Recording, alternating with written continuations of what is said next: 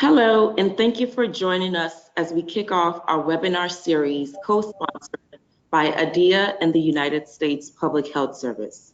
My name is Lieutenant Commander Shayo Adenola. I'm a public health analyst and dentist in the Division of Community HIV/AIDS Programs at the Health Resources and Services Administration, HRSA. Today's webinar, The Many Faces of Public Health Service, features two distinguished panelists, Captain Renée Joskow, Chief Dental Officer at HRSA, and Lieutenant Commander Eleanor Fleming, Dental Epidemiologist at the Centers for Disease Control and Prevention, CDC. Our expert panelists can help to acquaint you with the multiple career options within the public health arena, specifically the United States Public Health Service.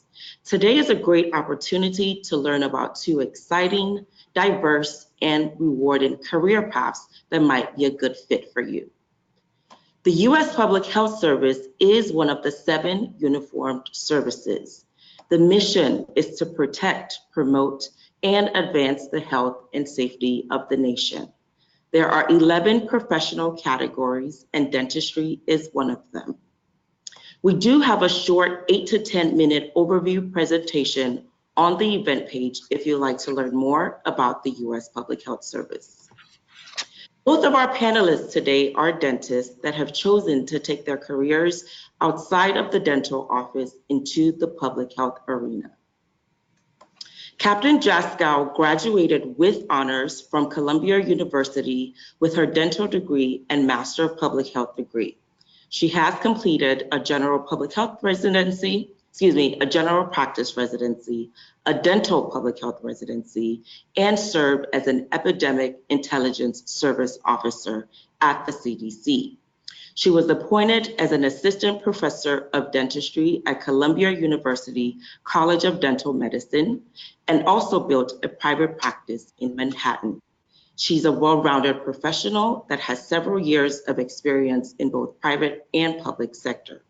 Again, Captain Joskow is currently the Chief Dental Officer at HRSA. Lieutenant Commander Fleming currently serves as a dental epidemiologist at the CDC, overseeing the oral health component of the National Health and Nutrition Examination Survey. She began her career in public health as the CDC Epidemic Intelligence Service Officer. She received her undergraduate and doctoral training in political science at Vanderbilt University, her D.D.S. with the Health Policy Certificate from the Robert Wood Johnson Foundation Health Policy Center at Meharry Medical College, her Master of Public Health degree in Epidemiology from East Tennessee State University, and completed her dental public health residency at Boston University Henry Goldman School of Dental Medicine. I would now like to hand it over to Elizabeth Johnson, Director of Recruitment for ADIA Application Services, who will facilitate our panel discussion. Liz? Thank you so much, Shayo. I really appreciate it. Thank you so much to our two wonderful panelists for joining us. So quickly, before we get into anything, just a couple of quick housekeeping items. One, all attendees are in listen-only mode. Two, the webinar is being recorded and will be available on the ADIA GoDental website in the next couple of days. So, be on the lookout for that if you know people who couldn't make it today and you want to share it. And three, and definitely most importantly, please ask our panelists questions. They are so looking forward to hearing from you after they're finished their panel discussion. So you'll see a Q&A box. Please use that, send the questions in during their discussion, and we'll get to as many questions as we can after they're finished. So without further ado, I would like to get started. Our two panelists will give a brief introduction and provide an overview of their day-to-day roles. So we'll get started. Captain Joskow, we'll start with you. Thank you. Good afternoon and welcome. So excited to be here with you today. My day-to-day is really not all that different from what it was when I was in clinical practice, in that I spend my day solving problems and being creative.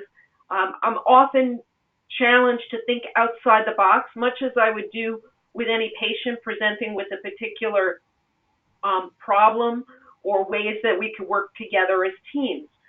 So in my current role at my agency, we are the agency for the underserved. We have a number of programs, including funding dental schools and medical schools and physician assistant programs and nursing programs.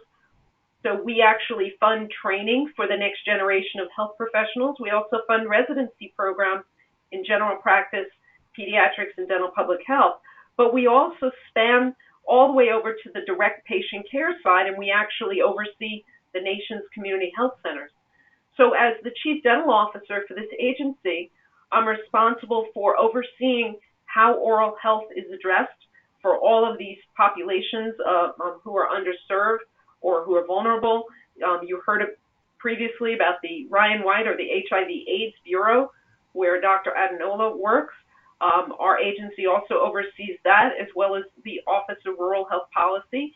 And it's interesting that as an agency that also oversees the poison control centers for the nation, as well as the organ donation program, I love the fact that every day is so diverse and I never know what kinds of challenges or questions might come up. But most importantly, I get to work with really interesting people across different sectors of both educational levels and expertise. So it's really a lot of fun. It's a lot of hard work, but I get to use my expertise in both dentistry and public health to really try to solve the nation's most challenging problems related to oral health. Great, that's really fascinating. Thank you. Lieutenant Commander Fleming, you're up. So my day-to-day role is a bit different. I largely wear a public health hat, meaning that I spend my days doing the work of an epidemiologist/project officer. So as an epidemiologist, I'm really focused on data, analyzing data, writing reports, providing prevalence estimates. As a project officer, I have to do the work to make sure that the oral health component for NHANES operates and runs efficiently. So NHANES, the National Health and Nutrition Examination Survey, is the premier public health surveillance system for this nation. It's a survey that has a very rich and honored tradition in terms of the surveillance work that it does, collecting data directly from the public. So this is a survey that has a questionnaire, an examination, laboratory components. And how it works is it goes around the country, like literally travels to different sites. People are selected, households are selected, and people within those households are selected.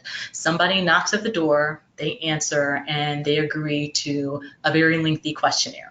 Within the questionnaire, there is an oral health component. So the oral health questionnaire is going to ask, when is the last time that you saw your dentist? How many times do you brush your teeth? So questions kind of about oral health quality of life.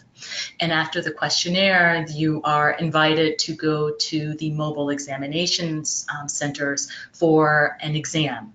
It's a study exam, so it's not the type of exam that you would do in a clinical setting, but it follows a very rigorous protocol to do the types of assessments that we need for tooth count, dental caries, sealants. That's currently what we do.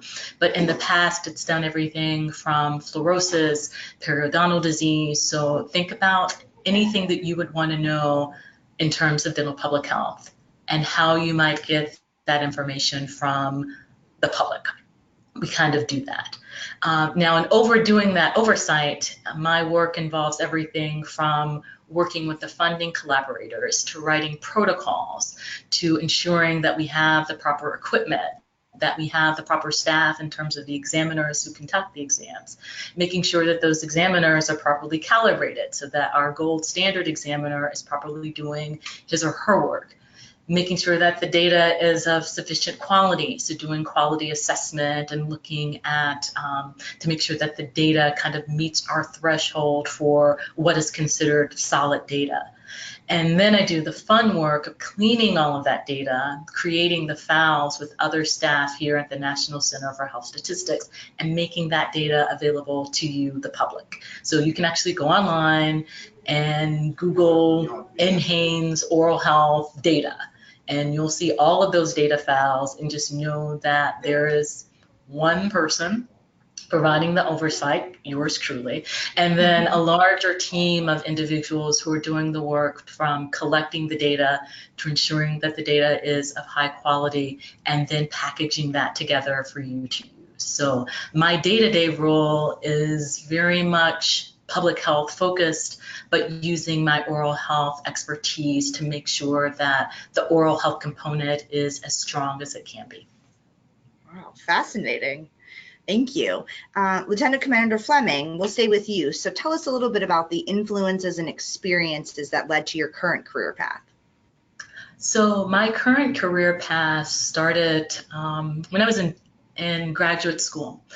So I actually have a Ph.D. in political science. And as I was working on my dissertation, I read a story in the Washington Post about Diamante Driver. And I didn't understand, and I still don't understand, how a child could die from a preventable infection, basically a cavity. And it bothered me to the point where I was writing my dissertation by day and going to a local community college to do my prerequisites for dental school. I wanted to be that provider who would have cared for Diamante Driver, and yes, I was that idealistic to think that I could be that provider. But as I started to unpack the issues that led to Diamante's untimely death, his problem wasn't an individual problem, it was a population problem, a community problem, which led me in dental school to try to figure out, like, what does that mean? So I completed the health policy certificate program at Meharry Medical College and became interested in this thing called public health. I didn't have a clue of what it meant, but I knew that the public's health was where I needed to focus. And I ended up talking to people and finding a great mentor. And she told me about the Epidemic Intelligence Service at CDC. And literally that's how all of this started. It started with reading a story, wanting to take action, and everything from there has been an opportunity presents itself and I go for it. And I have to confess that this was my dream job. So when I was an EIS officer in Atlanta, looking at all of the options of what dental officers did at that agency, I identified this position as what I wanted to do. And I thought that it would take me a decade or more of doing the work and building up my credentials and being at the right place at the right time. And it happened sooner than I expected. But yeah, my path here is a lot of, I won't say luck, but opportunity presenting itself with proper preparation and me being willing to take a chance. Great, thank you so much. Captain Joskow, how about you? Well, I would say I'm not really sure when my interest in public health started, other than to say that when I got to dental school, shortly after I started, I found out that my dental school actually had a dual degree program. So I had, and I didn't even know what that would entail, but I had the opportunity to apply for both the D.D.S. and M.P.H track and was accepted into it. And from that came an incredible change in my perspective in how I was taking care of my patients.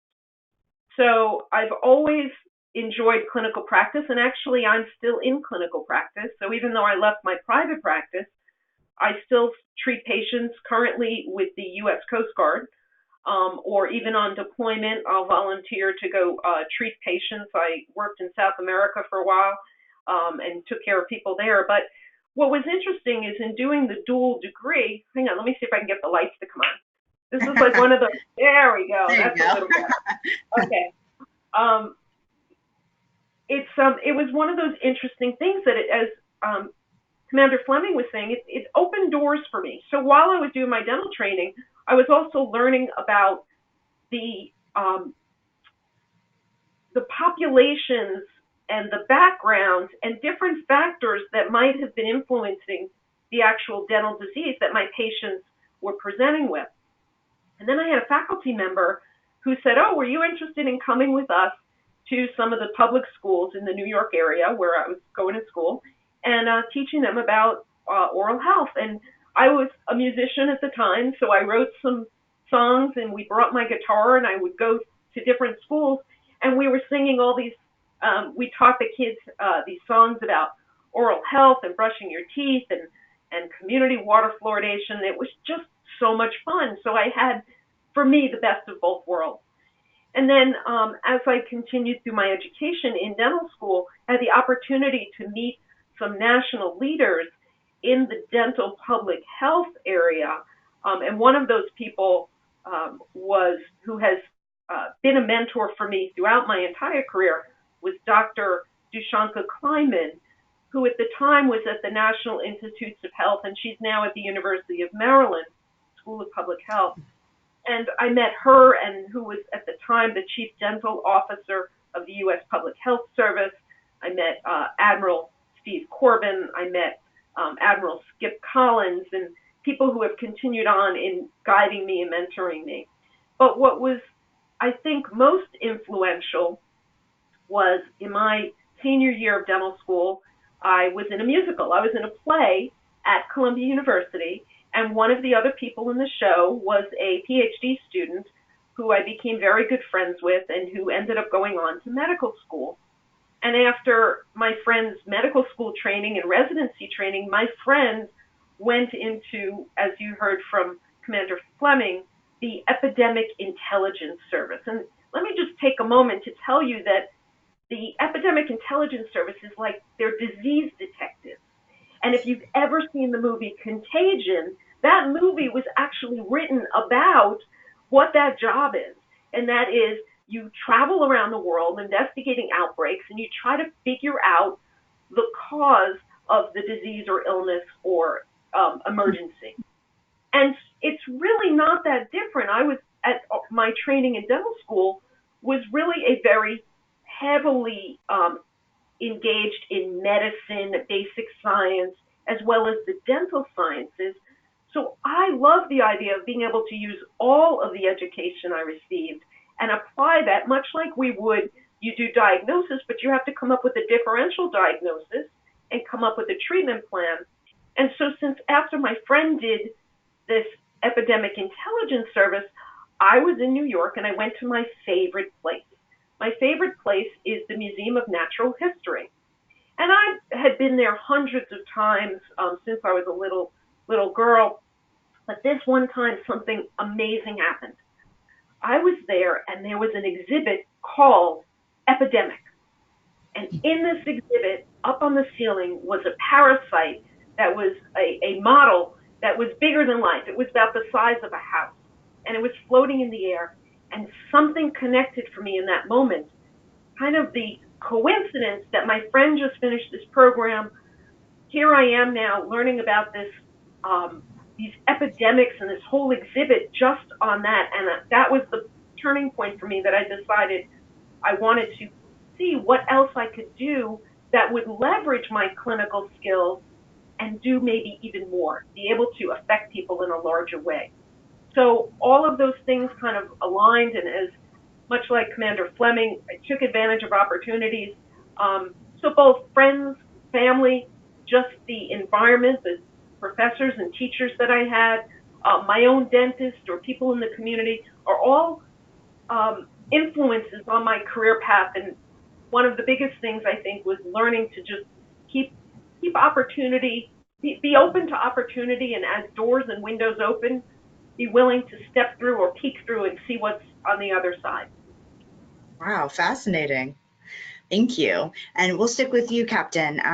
What surprises people the most when you tell them about your career?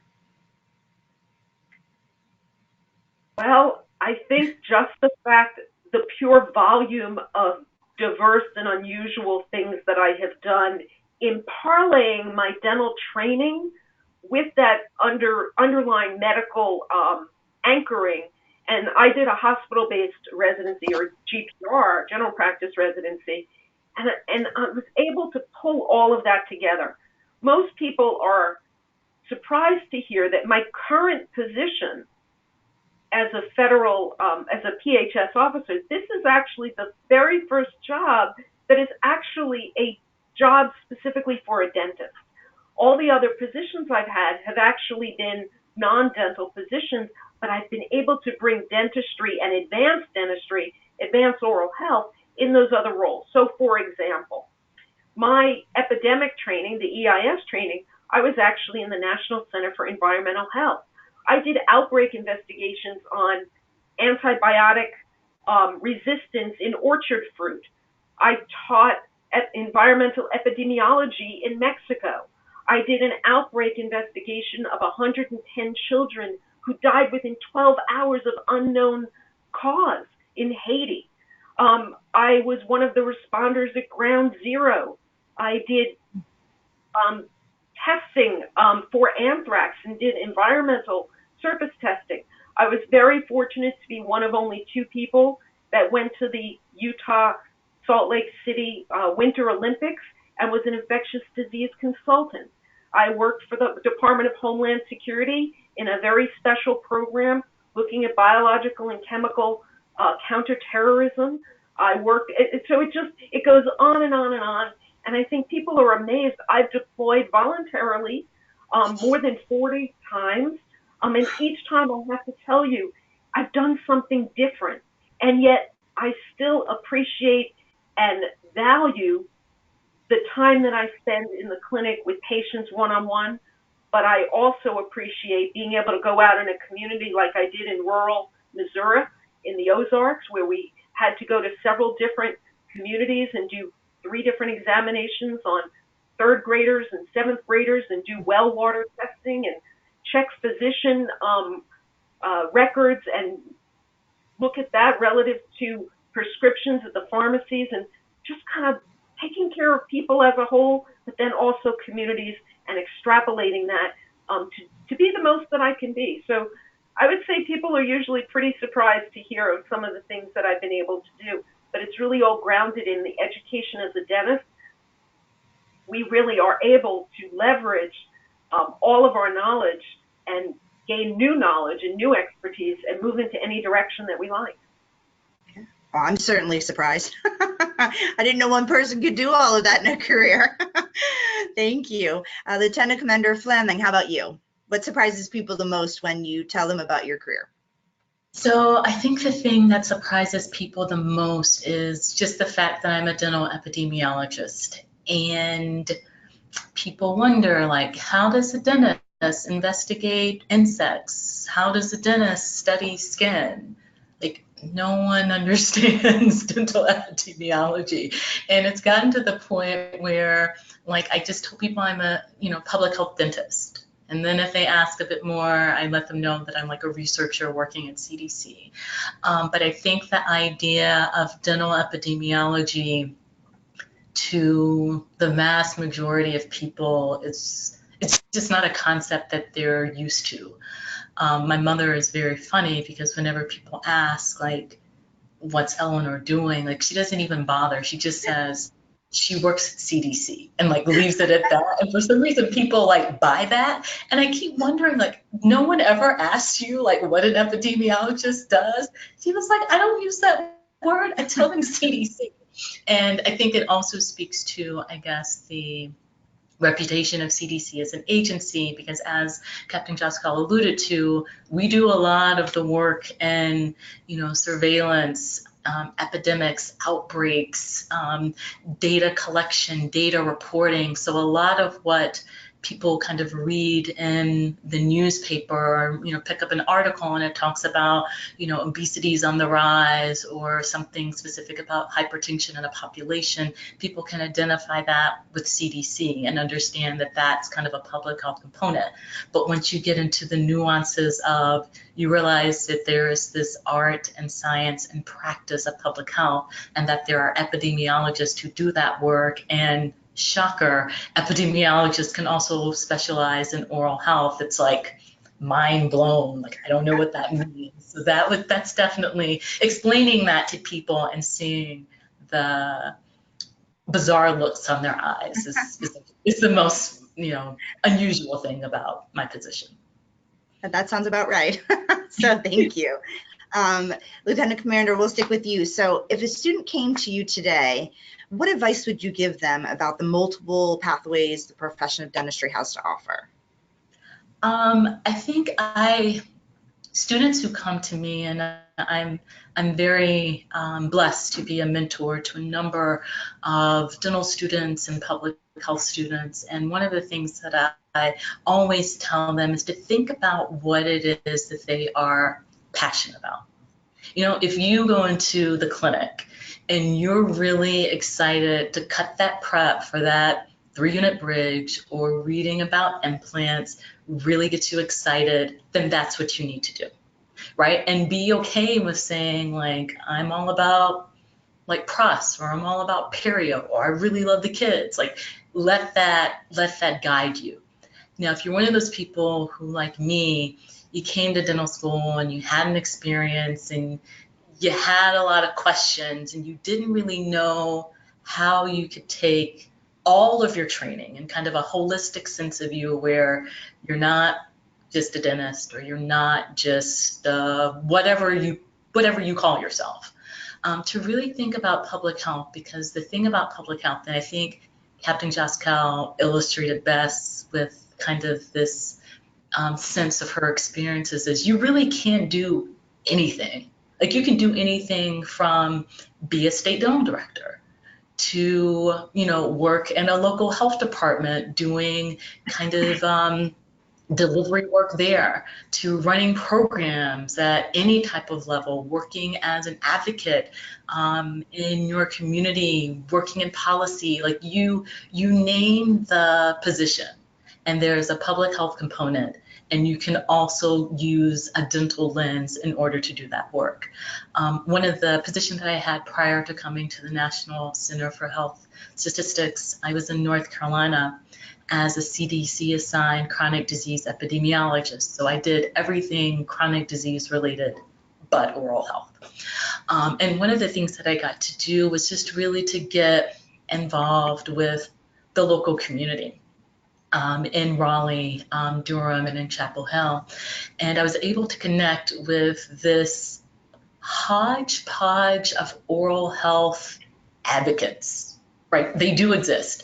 And it's not just the dentist, it's not just hygienists, it's child advocates, it's public health people, it's people in health education. Like, they all came together, they were doing work to see how they could improve the state of oral health in North Carolina.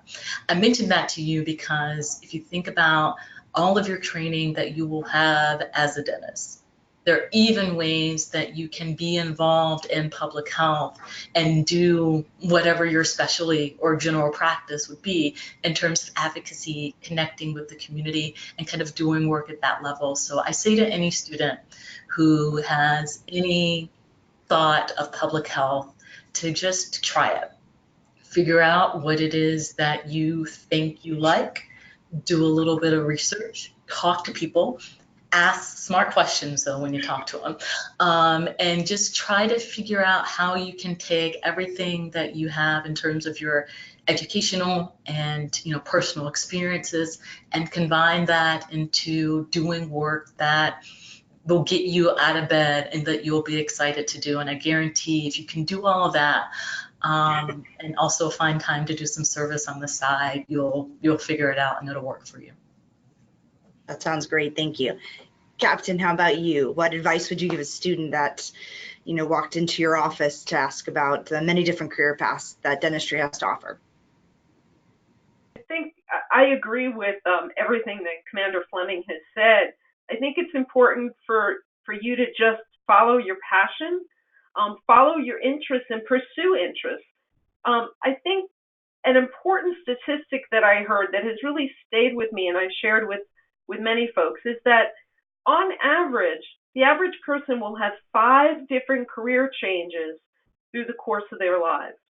So very often, especially for those who pursue dental school, you know, we're on a very specific and time track, right? You know that you're going to college for typically 4 years, and typically 4 years of dental school, and you may go on to do a residency or specialty training. And then with the idea that you're going to get out and do X, right? Most of us will be clinicians, and most of us go pursue dentistry for that reason. But the biggest advice, or the best advice I think I can give, is that just make a 5-year plan or make a 3-year plan. And as we both have said, that if you're open to opportunities, sometimes you're just turning to the right or turning to the left and seeing what's beyond that lane right in front of you may be of interest and may help you to be even creative. Let me give you an example. One of my former students, when I was teaching, had come to me and really was asking me this question, what are the possibilities? She was interested in clinical, but she didn't want to spend full time in the, treating patients. She wanted to do something bigger. And that's the way she described it to me. And I said, well, she wanted to reach more people. I said, well, there's a lot of people that don't have access to care, or, how would you go about, we had this discussion, how would you go about reaching those who are not within walking distance or public transportation of, say, this dental school or this office where we are? And we engaged in a whole discussion and planning of how can you create a mobile dental service that would be able to achieve her goals. And I have to tell you that today, she is a multi-millionaire, but more importantly, she is so fulfilled in what she does, because she actually now has an entire fleet of mobile dental vans and trucks, actually, and oversees a large staff of dentists and assistants and public health advocates and community organizers, and really has created this network to reach people who otherwise couldn't perhaps get to a dental office. But she has, and it's completely entrepreneurial. She owns this entire business model, but she was using a creative approach to accomplish something that she thought she wanted to do, which stay in clinical service, stay in the service sector, but be able to provide to more people. So I always, as I said earlier, I always say to people, keep your options open. I never expected to not be in private practice or not be in academia, because I was doing both. I even created, I had a consulting practice. I was working for a number of different companies, doing some consulting on quality assurance, quality control. In my entire life, I never thought about doing anything other than that. And it really was just chance that I ended up having an opportunity, and I left my private practice. And I have to tell you, I love both. I love all these aspects of my professional life. It's been great for my personal life as well. I feel more enriched and richer overall, both in how I'm caring for people, what I've learned, and what I can give back than ever before. So again, coming back to that 5 different career paths or having a short-term goal, I never would have known or guessed. And even once I left my private practice, all those turns, the different directions you can go, it's very, very exciting. If you're open to it and just keep your eyes open and follow your passion, as Commander Fleming said. Great, thank you so much. Well, just one final question before we jump into Q&A. Are there any tools, tips, resources you'd recommend to help graduates discover their career path? Lieutenant Commander Fleming, we'll start with you. This is probably going to sound a little bit like hokey, but I think that there is a lot to be said about self-discovery. And I say this because a lot of times we have these thoughts, these dreams, these aspirations, but if we look seriously into, what makes me tick, what do I really enjoy, the two kind of don't fit. And so you end up in a position where you're, the square trying to get into like the circle, and it's too small and it doesn't fit. So I really think that, understanding, what your motivations are, what your strengths are, and there's a tool, it's actually offered here at CDC, and I did it, Strength Finders. And I found that to just be really revealing, and I often wonder, like, if I had done that, years ago, might I have had a different plan? Like, would I have studied more, I don't know, art or history as opposed to the things that I studied? But I think just really doing the work on yourself, knowing what you enjoy doing. I think for someone who's kind of interested in, public health, just reading, and I can't stress enough, just reading the literature, whether you pick up a copy of the Journal of Public Health, Dentistry, Dental Public Health. I always get the Ph.D. Or reading the American Journal of Public Health, but just finding out like what work is being done, and does that interest you, either from a research or a practice component.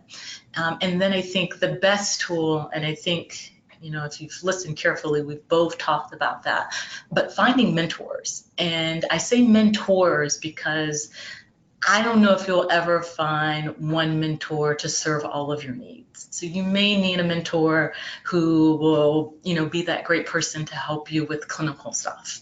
You may need that mentor who will help you with personal development. You may need another mentor to help you with, professional development, whatever it may be.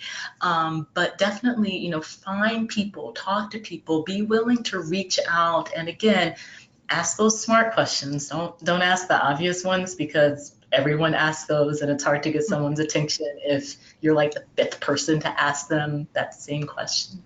But to do that, and then finally, I'm sure that every college, university has some type of career center or some place where they help you to find a job, find an internship.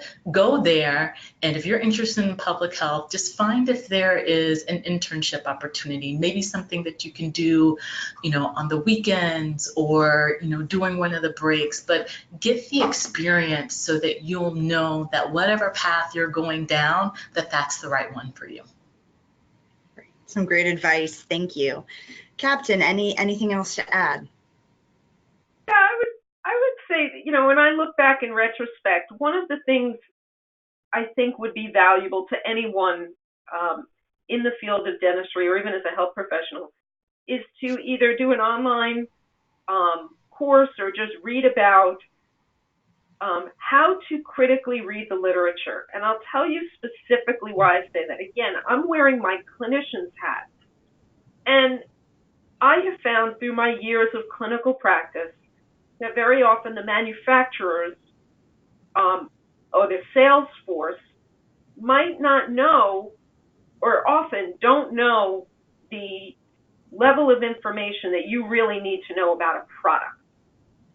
Or if you're reading a dental journal that is not peer-reviewed, has not been reviewed for its scientific rigor, you might think that this material that is being promoted right now, the hot new thing, is the best thing, when in fact the study or the way it was being promoted or the way it was evaluated was not really sound. And so on even a short course, just something that would just familiarize yourself with how to know if what you're reading is really valid, that I think is really helpful for your actual clinical practice. That's really important. One of the other things that I found very helpful in building my private practice, where I was reliant 100% on patient referral, was making sure that I had colleagues that I could refer to in terms of specialists or others who were referring to me, and participated in study clubs, both to understand, to constantly increase my own knowledge and exposure to new technologies and different ways to care for patients, I wanted to be the best that I could be and treat my patients with respect and provide the highest quality of care. The study clubs are really helpful, both dental and other organizations, but in particular, follow your passions that are not dental related. All of the hobbies or special interests you might have actually very often lead to both patient referrals and just enrichment of how you grow as a person. So for example, for over 3 years, I sang with the Juilliard Choir in New York. And I did that because I was passionate about music. And I was fortunate that in the New York area, I was able to avail myself of that. I did it because of my passion. I didn't do it because of my practice. But as it turns out, a number of people from the Juilliard Choir itself ended up becoming patients, and then their family members and others ended up referring people. I also used to play volleyball, and a number of people in this huge volleyball network ended up becoming patients. So look to things that you enjoy doing in your community, or in something, maybe if you're still in school or going to be going to school, get involved. Get involved with student organizations, with professional organizations. I also, when I had my private practice, I joined a business organization, a National Association of Business Owners, because I wanted a network. I ended up getting my accountant through that. I ended up getting a graphic designer who helped me with my business cards and logos. But it also created another network. Again, I didn't do it for that purpose, who ended up becoming a source of patients for my growing practice. My takeaway message for you is just be authentic. Be your true self. Don't try to be someone that someone else is.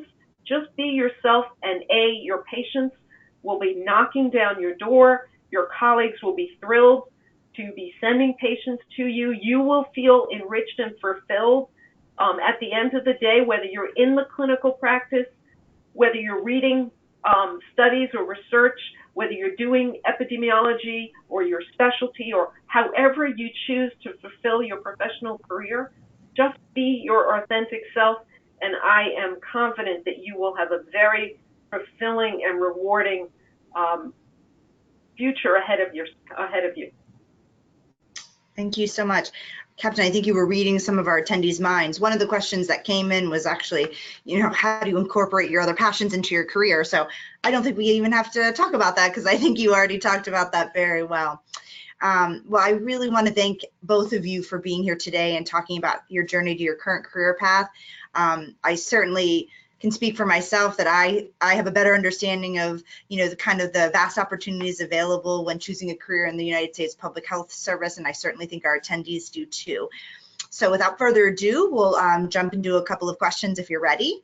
So one question that came in is, and we might have touched upon this a little bit, is do you know of any specific career paths within USPHS that allow for travel?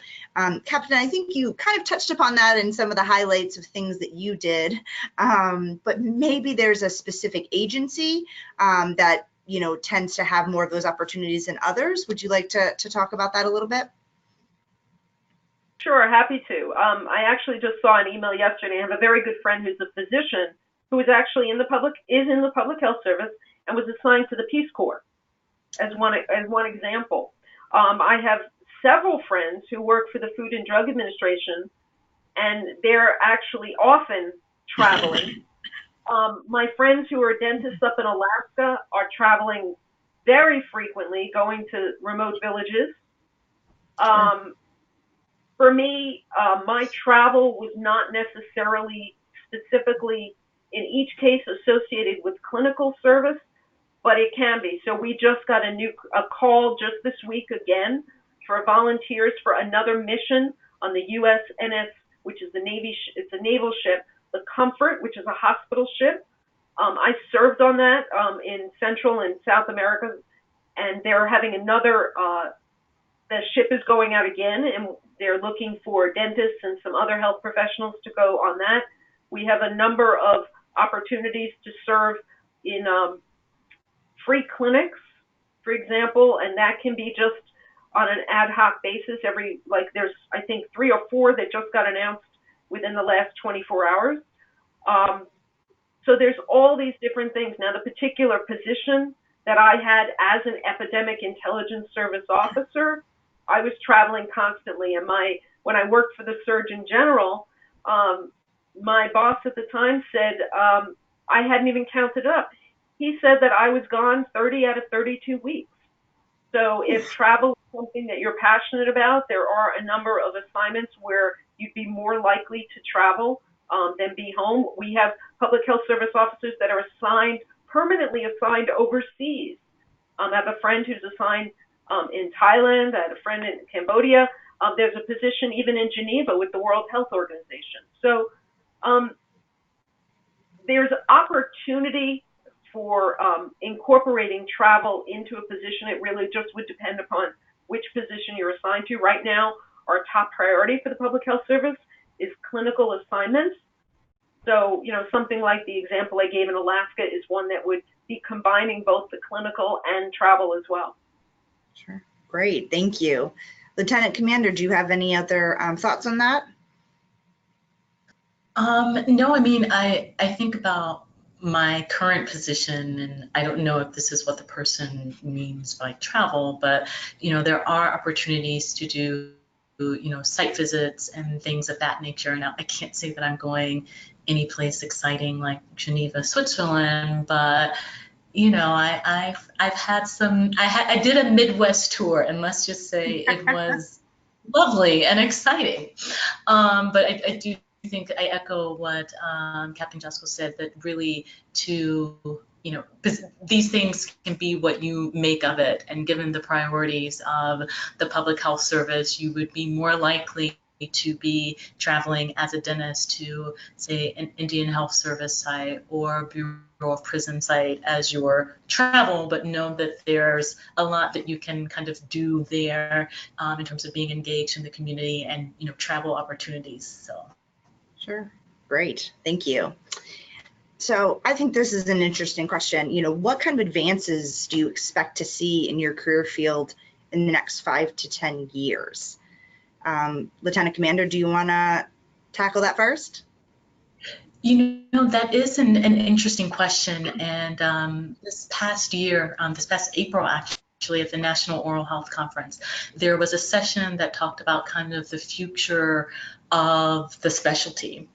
And one of the things that came up was really making dental public health and the delivery of care as clinicians kind of more of what we do and who we are. So again, you think dental public health, largely you're going to think like research, administration, state dental director, but what does that mean in terms of the specific delivery of care, and specifically the type of training that you would want a dental public health professional to have.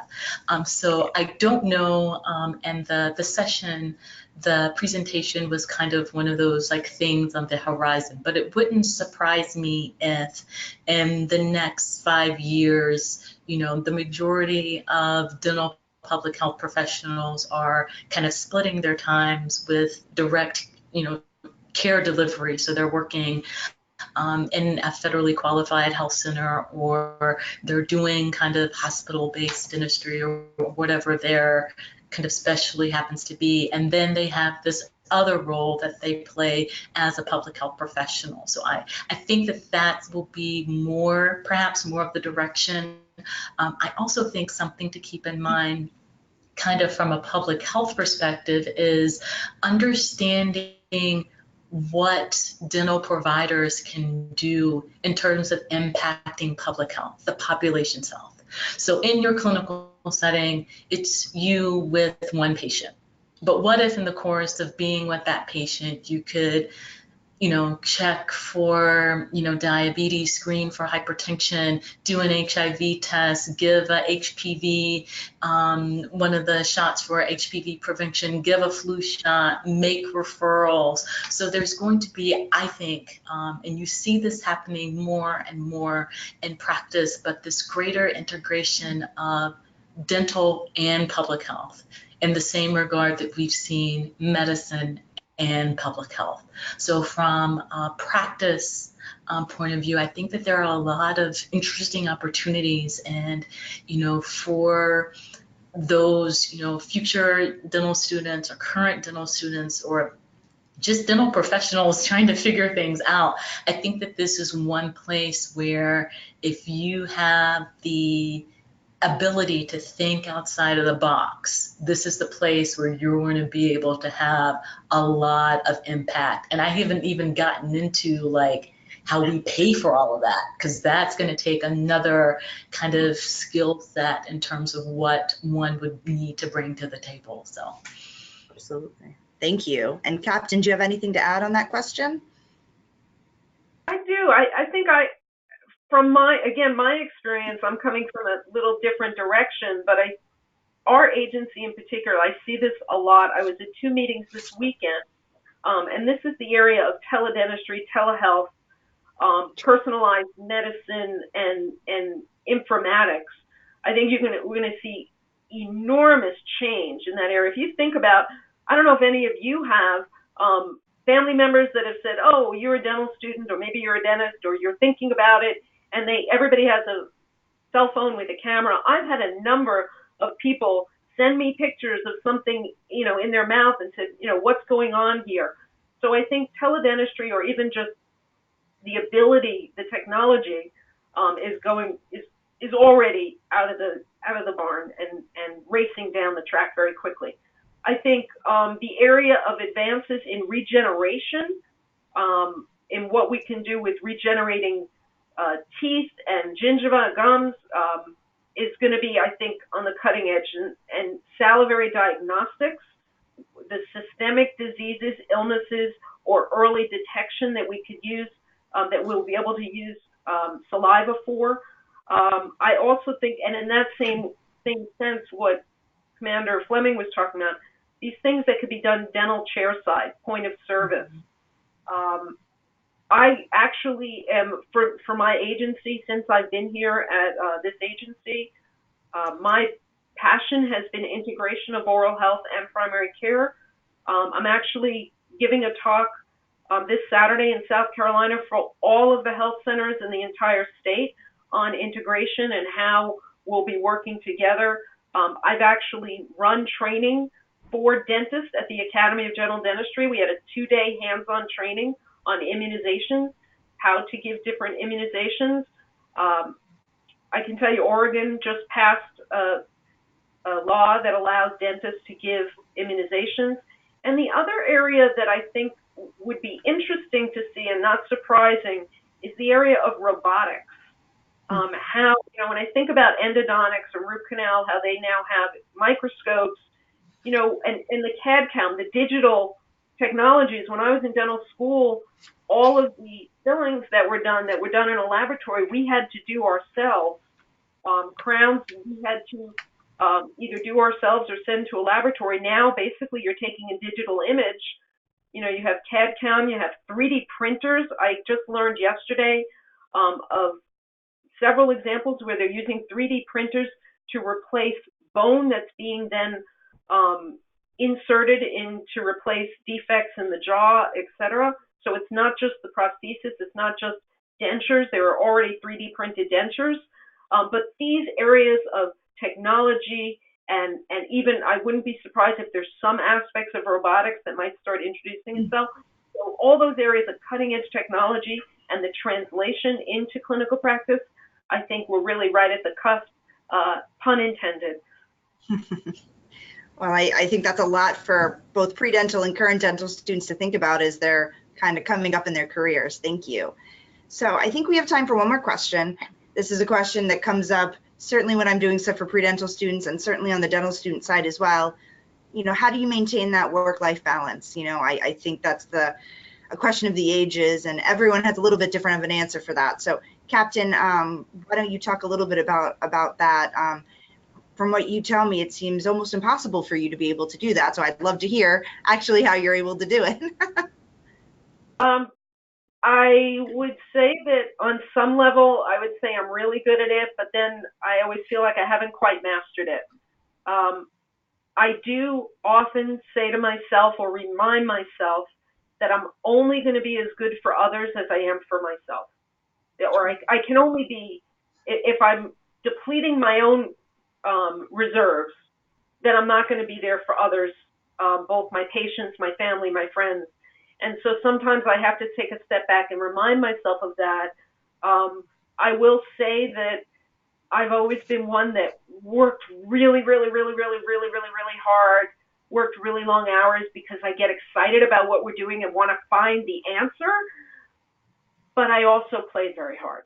So in that, I try to really make sure that I'm taking time, both for exercise, making sure that I'm eating well. I find that if I'm not as aware of what I'm putting in and fueling, what my nutrition is and how I'm taking care of myself and fueling my body, then I, both in patients and I've seen as being being older than you all as part of the panel, your body will start to yell at you if you're not taking care of it. So for me, I have to be conscious to remind myself sometimes that, okay, you're going to achieve all this greatness, but, you want to also make sure that you have that downtime, that stress relaxation. There's actually a relaxation, what's the word, response. I think Herbert Bennett and Joan Borisenko from Massachusetts had done work in this, and John Kabat-Zinn. There's a relaxation response. It's important for your body for healing. So for me, I don't know that I'll ever feel that I'll master that, but I try really hard and remind myself that I can only be as good for others if I take care of myself. So that's my takeaway. Well, that's a good takeaway. Lieutenant Commander Fleming, anything to add there?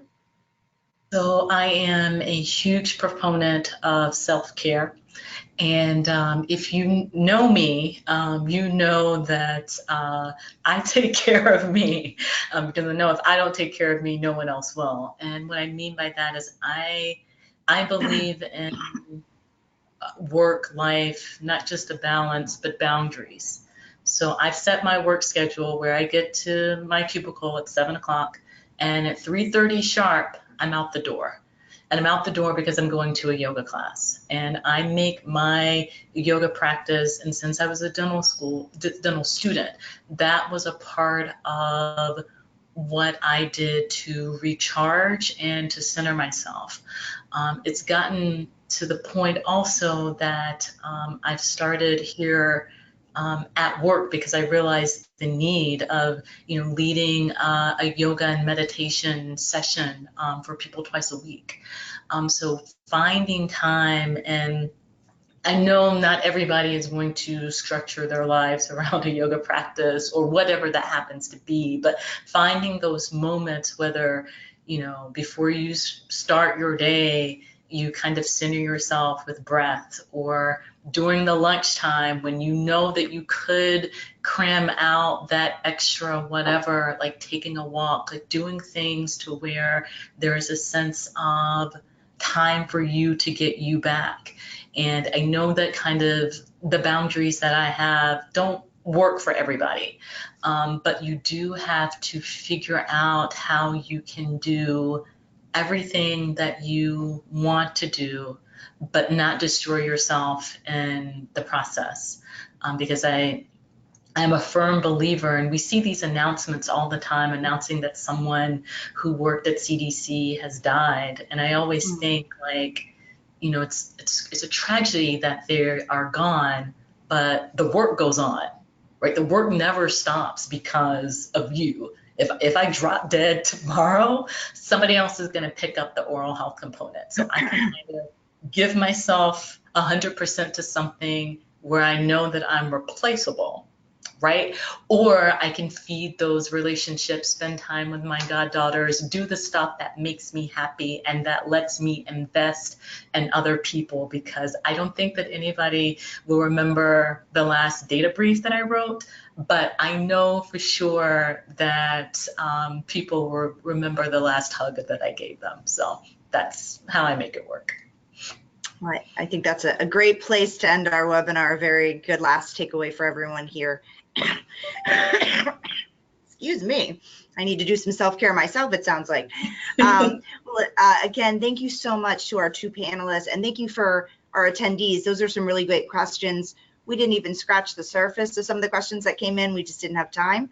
So again, thank you so much for your active participation. I am delighted that we're going to continue this series. If people on the webinar didn't know, this is actually one of a 3-part series. So definitely, be on the lookout on your emails in the next couple of months for, the next one that'll be in the fall. As I said before, this has been recorded. So check out Adia GoDental, the event page. This will be there. And we also have other free events that happen over the course of the year. So please check it out, adea.org/GoDental. As Shayo mentioned at the beginning, we do have a presentation about the USPHS, more than just, what you heard today, just an overview of, what's available through USPHS. That's on this, on Adia GoDental event page. So please check that out. I'm delighted you were able to join us. Thank you so much. And we'll chat with you soon. Take care. Bye. Bye. Bye, thanks. Thank you.